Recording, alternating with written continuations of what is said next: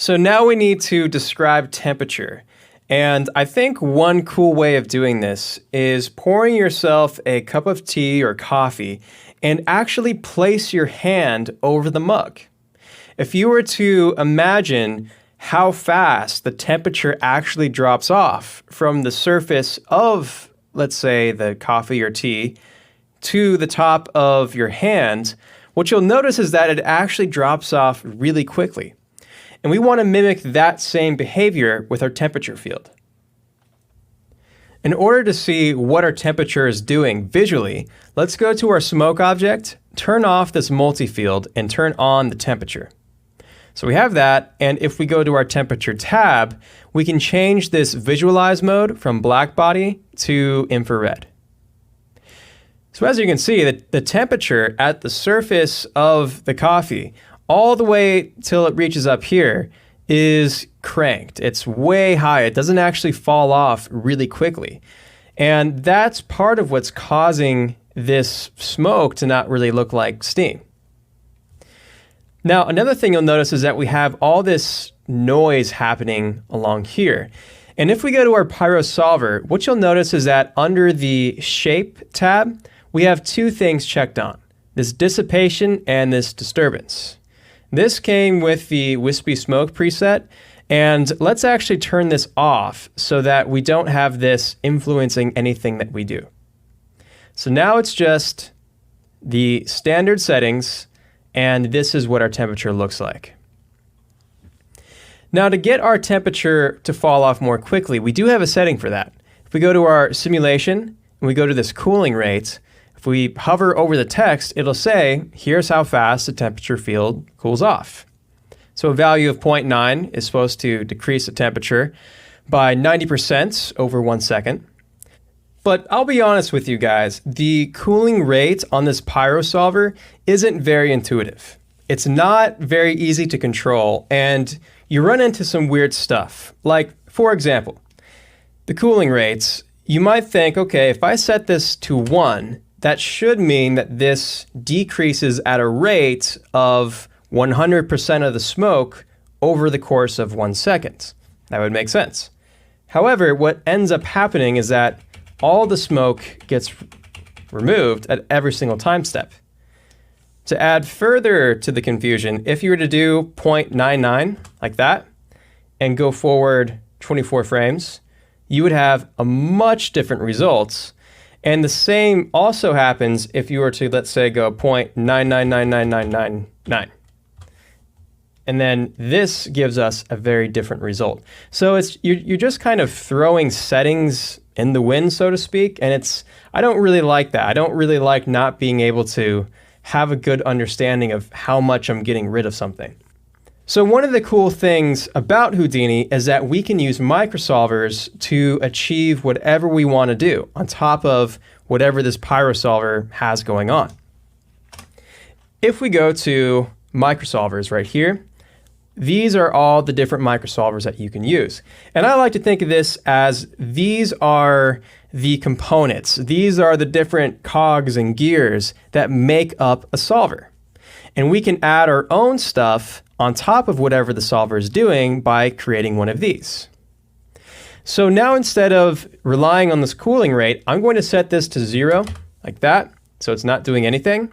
And I'm going to create a gas dissipate. Dissipation gets rid of stuff over time. And that's essentially what we're trying to do with temperature. So let's change our field here to temperature like that. And let's merge this after our resize container. That's our gas resize fluid dynamics node. So let's merge that right there. This is going into our pre-solve. And I like throwing this in the pre-solve because this right here is a velocity update. I like keeping things related to velocity in there. And it's also not really advection. So I like putting that in the pre-solve. You can place this in the velocity update. It'll work just fine. But anyway, that's what I'm doing there. So this gas dissipates. We have this evaporation rate, which is the same exact thing that you saw with the cooling rate. However, we also have an additional option now called evaporate by subtraction. And this is cool because this allows us to specify a certain amount of temperature that we want to remove with every single step. So we're sourcing in temperature over here, and if we go down here, again, the operation is at. So at every single step, we're adding some kind of value to the temperature field. In general, that probably means that we're reaching about a value of 9 or 10 or something like that before the temperature has a chance to really get out of the mug. So these hot areas are probably around values of 9 or 10, and we can change our visualization to match that. So if we go to our smoke object, I'm under temperature. Let's change our guide range to maybe something like 0 to 5. And now we can really tell what our temperature is doing a lot better. Another thing that I'd like to change while we're here is under the pyro solver, we have this temperature diffusion, which is basically blurring the temperature values across our whole scene. So let's turn this to 0. Let's turn off all blurring for the temperature field so that this is only temperature that's not blurred. It's just coming straight from the coffee cup, and this is what we have. Which is cool because I think that this will add a lot more detail anyway to what's going on. Okay, so back to what I was saying. We are able to really see these values a lot better now. We can even turn this up if we want to until we barely have any red. So that's probably a good idea. Let's go to about 7.2. And now we can really see what our temperature is doing. And back to this dissipation. This evaporate by subtraction basically says subtract a specific amount every single second. So if I say subtract a value of 1, that is a value of 1 on the temperature every single second. It's not a percentage of the overall temperature like the evaporation rate might be or the cooling rate. This is just one value in temperature over a second. It's a lot more straightforward.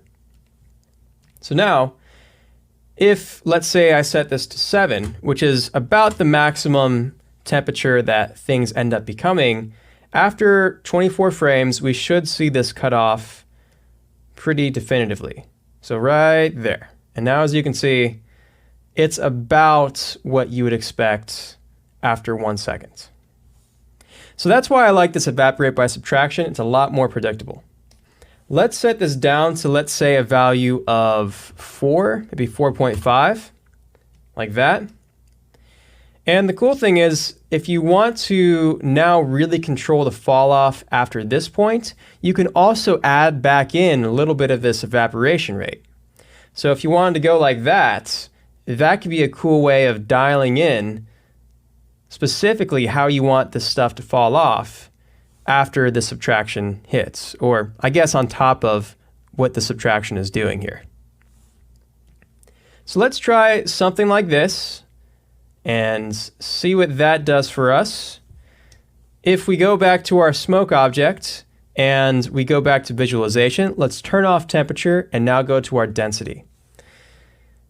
And now, as you can see, we have a very different results because we just changed the temperature. You can especially see it with how fast the temperature is moving up here. It's going a lot more slowly now because the temperature is not pushing these voxels up as much as it was before.